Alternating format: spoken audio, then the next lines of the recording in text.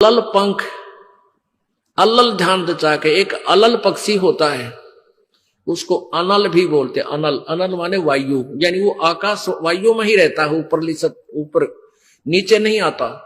वो अंडे भी ऊपर ही दे देती है, वो अलल पक्षी मादा, और उन अंडों को हवा में छोड़ देती है और ऐसे स्थान पर अंडे देती है, पैदा करती है कि नीचे केले के बन हो, केले के बन। तो केले कैसे फंसे रहा कर, केले के बना बनो आपस में बहुत लंबे लंबे बढ़ जाते हैं।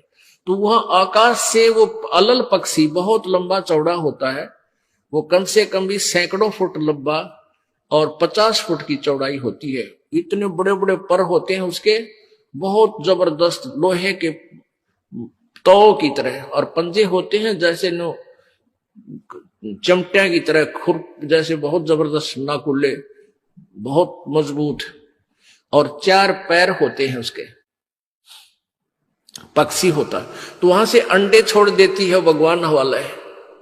अंडे नीचे आते हैं, हवा की घर्षण से वो परवरिश को यानी वो पक जाते हैं, और केले के अच्छे भारा भारा अंडे होते हैं, वो 2-2 दड़ी के, और ऊपर तो 1-1 दड़ी के 5-5 किलो के, और ऊपर तो आते ही वो केलों के पत्तों पर आकर गिरते हैं।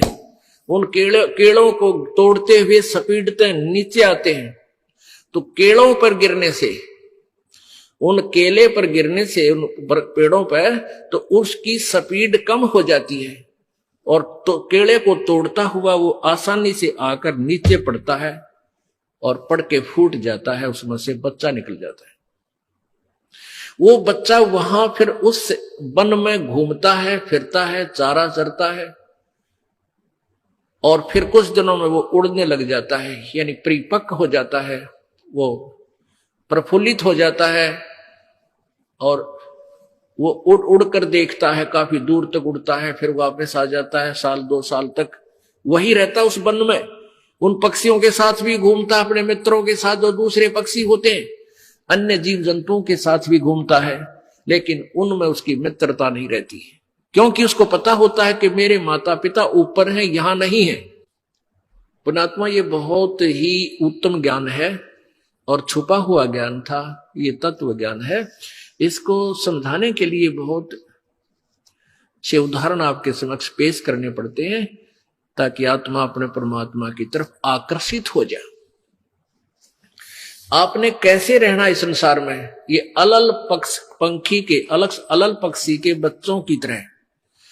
अब वो यहां आए, यहां आसपास उस वन में पक्षी पशुओं के साथ रह रहे हैं, लेकिन वो एक पल भी वहां जाने को नहीं भूलते कि एक बार हम उड़न जोगे हो जावा, उसी दिन भाग जावांगे यहां से। हम जवान हो जावे तो उसी समय चल पड़ेंगे। तो जब वो युवा हो जाते हैं और खूब उड़ने योग्य हो जाते हैं, तो चलते समय कहते हैं 5 हाथियों को वो पक्षी, अलल पक्षी ऐसे क्योंकि उन केलों के वन में हाथी के भी झुंड के झुंड होते हैं, वहां होते थे पहले समय में, तो बने ना रहे, तो वहां झुंड के झुंड हाथी होते हैं, नो एक दूसरे के सट के चाला कर, सैकड़ों की संख्या में, कई झुंड। तो वो अलल पक्षी उनके ऊपर झपट्टा मारता है, और उसके इतने तेज वो होते हैं 1.5 फुट के पंजे, और उनको ऐसे फंसा लेता है 4 हाथियों को, 4 हाथियों में, और 5वें ने नोक मुंह के साथ। कहते 5 हाथियों को उठाकर वो अलल पक्षी आकाश में चला जाता है अपने माता पिता के पास, और फिर उनका आहार लेकर जाता है, वो आहार उनसे करते हैं। तो अब आप यहां आए हो, अलल पक्षी की तरह ध्यान रहे। एक पल भी वो पक्षी का बच्चा अपने माता पिता को नहीं भूलता कि मैं यहां का नहीं हूं, मेरे तो ऊपर है माता पिता, और जब मैं यहां से जब जाने जोगा हो जाऊंगा, 1 मिनट में चल पड़ूंगा।